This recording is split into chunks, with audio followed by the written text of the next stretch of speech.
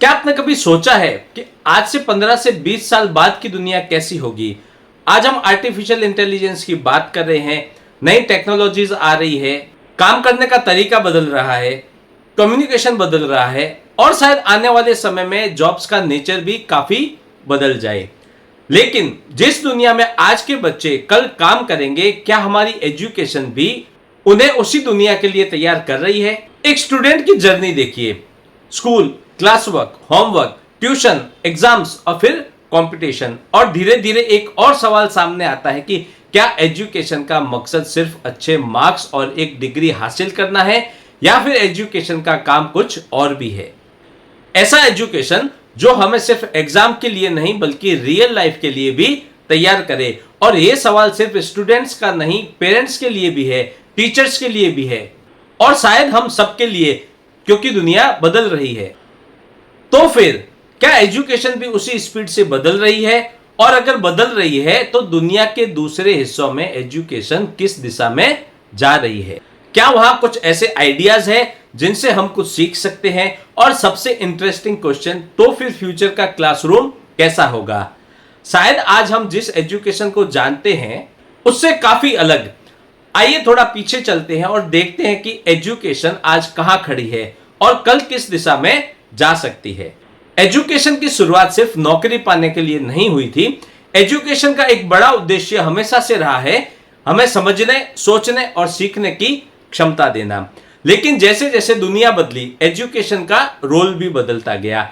एक समय था जब इंफॉर्मेशन तक पहुंचना एक बहुत बड़ी बात होती थी, फिर बुक्स आई, लाइब्रेरीज आई, फिर कंप्यूटर्स, इंटरनेट, स्मार्टफोन और आज हमारे सामने आर्टिफिशियल इंटेलिजेंस है। यानी इंफॉर्मेशन अब हमारे आसपास पहले से कहीं ज्यादा आसानी से उपलब्ध है। तो सवाल थोड़ा बदल जाता है, अगर इंफॉर्मेशन इतनी आसानी से मिल सकती है तो क्या एजुकेशन का फोकस सिर्फ इंफॉर्मेशन याद रखने से आगे नहीं जाना चाहिए? शायद understanding, critical thinking, problem solving और कम्युनिकेशन जैसी एबिलिटीज की इंपॉर्टेंस और बढ़ सकती है। अब जरा एक स्टूडेंट की डेली लाइफ को देखिए, school, class work, homework, exams, कई बार ट्यूशंस और फिर कंपटीशन। इनमें से हर चीज अपने आप में एजुकेशन का हिस्सा हो सकती है, लेकिन सवाल यह है कि क्या हम स्टूडेंट को सिर्फ अगले एग्जाम के लिए तैयार कर रहे हैं या उस दुनिया के लिए भी जहां उसे आगे चलकर काम करना है, लोगों के साथ कम्युनिकेट करना है, प्रॉब्लम सॉल्व करनी है और लगातार नई चीजें सीखनी है। और यही सवाल सिर्फ स्टूडेंट के सामने नहीं, पेरेंट्स के भी सामने है, क्योंकि पेरेंट्स के लिए एजुकेशन का मतलब सिर्फ आज की पढ़ाई नहीं बल्कि बच्चे का फ्यूचर भी है। अब एक और इंटरेस्टिंग बात, दुनिया के अलग अलग देशों में एजुकेशन का तरीका बिल्कुल एक जैसा नहीं है।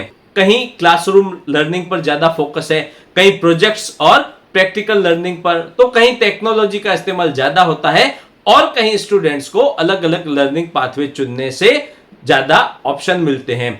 इसका मतलब यह नहीं है कि कोई एक सिस्टम हर जगह से बेहतर है, लेकिन इससे एक इंटरेस्टिंग क्वेश्चन जरूर आता है, क्या हम दुनिया के अलग अलग एजुकेशन सिस्टम से कुछ आइडियाज सीख सकते हैं? और शायद यही किसी भी एजुकेशन सिस्टम के लिए जरूरी भी है, समय के साथ सीखना और खुद भी इवॉल्व होना। आज की कनेक्टेड दुनिया में एक और चीज इंटरेस्टिंग हो जाती है, अगर कोई स्टूडेंट अपनी भाषा के साथ इंग्लिश सीखता है और आगे चलकर स्पेनिश, फ्रेंच, जर्मन या किसी दूसरी मेजर फॉरेन लैंग्वेज को भी सीखता है, तो वह सिर्फ एक लैंग्वेज नहीं सीख रहा, वह एक अलग कल्चर और अलग अलग पार्ट जो है ऑफ द वर्ल्ड को समझने का रास्ता भी खोल रहा है। क्या फ्यूचर एजुकेशन में मल्टीलिंगुअल लर्निंग को एक और इंपॉर्टेंस मिल सकती है? यह भी एक पॉसिबिलिटी है। लेकिन अब सबसे बड़ा क्वेश्चन आता है कि क्या हमारी एजुकेशन हमें जॉब रेडी भी बनाती है? यहां जॉब रेडी का मतलब जो है सिर्फ किसी एक जॉब के लिए ट्रेनिंग नहीं, बल्कि क्या जो है स्टूडेंट के पास में ऐसी बेसिक एबिलिटीज है जिनसे वह बदलती हुई दुनिया में एडप्ट कर सके। Communication, problem solving, digital understanding, team work, critical thinking और नई चीजें सीखने की एबिलिटी। क्योंकि जिस टेक्नोलॉजी की हमें आज जानकारी है, हो सकता है कि कुछ साल बाद वही टेक्नोलॉजी काफी बदल चुकी हो और इसी वजह से आज एजुकेशन के साथ कंटिन्यूअस लर्निंग की भी बात इंक्रीजिंगली इंपॉर्टेंट हो रही है। और अब आता है एक सबसे बड़ा बदलाव, आर्टिफिशियल इंटेलिजेंस। आज एआई सिर्फ टेक्नोलॉजी कंपनीज तक जो है लिमिट ना रहकर धीरे धीरे लर्निंग में भी एंटर करता जा रहा है। इमेजिन कीजिए कि एक स्टूडेंट को किसी कॉन्सेप्ट में डिफिकल्टी है, दूसरे स्टूडेंट को वही कॉन्सेप्ट बहुत ही जल्दी समझ आ जाता है, तो क्या फ्यूचर में दोनों को बिल्कुल एक जैसा लर्निंग एक्सपीरियंस देना जरूरी होगा? शायद नहीं। एआई और डिजिटल टूल्स फ्यूचर में लर्निंग को ज्यादा पर्सनलाइज बनाने में मदद कर सकते हैं, जहां कंटेंट, एक्सप्लेनेशन और प्रैक्टिस किसी स्टूडेंट के जरूरत के हिसाब से एडप्ट हो सकती है। लेकिन इसका मतलब यह बिल्कुल भी नहीं है कि टीचर्स की जरूरत खत्म हो जाएगी। टेक्नोलॉजी इंफॉर्मेशन दे सकती है, लेकिन एक टीचर स्टूडेंट को समझ सकता है, उसकी डिफिकल्टी को देख सकता है, उसका कॉन्फिडेंस बढ़ा सकता है और सही समय पर सही डायरेक्शन दे सकता है। तो शायद फ्यूचर में सवाल यह नहीं होगा कि टीचर्स या फिर एआई, बल्कि सवाल यह होगा कि टीचर्स प्लस टेक्नोलॉजी मिलकर एजुकेशन को कितना बेहतर बना सकते हैं। और यहीं से एक और इंटरेस्टिंग पॉसिबिलिटी शुरू होती है। अगर लर्निंग पर्सनलाइज हो सकती है, अगर टेक्नोलॉजी स्टूडेंट की जरूरत को समझ सकती है, अगर क्लासरूम की बाउंड्रीज भी बदल सकती है, तो फ्यूचर का एजुकेशन सिस्टम आखिर होगा कैसा? अब जरा एक अलग तरह के क्लासरूम की इमेजिन कीजिए, जहां हर स्टूडेंट को बिल्कुल एक जैसा लर्निंग एक्सपीरियंस देना जरूरी नहीं हो। किसी स्टूडेंट को कोई कॉन्सेप्ट जल्दी समझ आ जाता है तो वह आगे बढ़ सकता है, और किसी स्टूडेंट को उसी कॉन्सेप्ट के लिए अगर थोड़ा ज्यादा समय चाहिए तो उसे एक्स्ट्रा एक्सप्लेनेशन और प्रैक्टिस मिल सकती है। और शायद आने वाले समय में एआई और डिजिटल टूल्स इसमें मदद कर सके। यानी फ्यूचर का क्लासरूम शायद सिर्फ एक कमरे तक सीमित ना रहकर कुछ लर्निंग क्लासरूम में, कुछ ऑनलाइन, कुछ प्रोजेक्ट के थ्रू और शायद कुछ वर्चुअल या फिर इंटरएक्टिव एनवायरनमेंट्स में भी।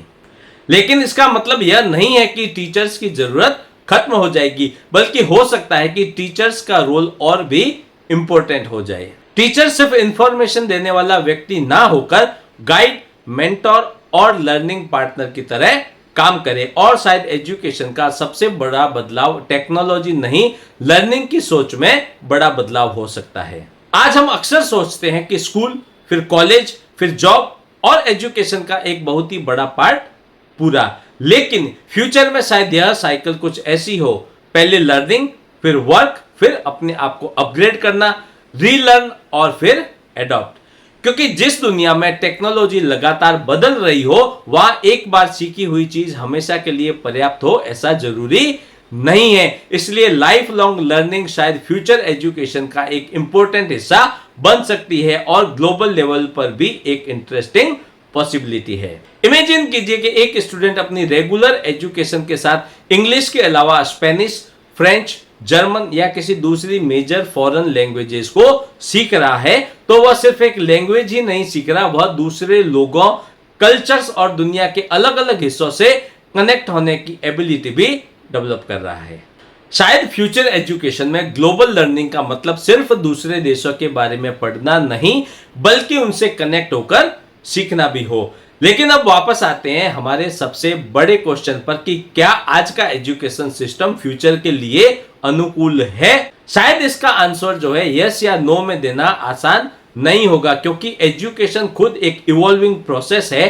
टेक्नोलॉजी बदल रही है, जॉब्स बदल रही है, कम्युनिकेशन बदल रहा है और दुनिया को समझने का हमारा तरीका भी बदल रहा है। इसलिए शायद असली सवाल यह नहीं है कि आज का एजुकेशन सिस्टम सही है या फिर गलत, बल्कि क्वेश्चन यह है कि क्या हम अपने एजुकेशन को बदलती हुई दुनिया के साथ लगातार इवॉल्व करने के लिए तैयार है या फिर नहीं। हो सकता है कि फ्यूचर का बेस्ट एजुकेशन सिस्टम वह हो जो सिर्फ स्टूडेंट को अगले एग्जाम के लिए तैयार ना करे, बल्कि उसे एक बदलती हुई दुनिया को समझने, उसमें काम करने और लगातार सीखने रहने के लिए तैयार करे। और शायद यही फ्यूचर एजुकेशन की सबसे बड़ी पॉसिबिलिटी है। हर चीज के पीछे एक कहानी होती है, बस उसे देखने का नजरिया चाहिए। Thank you.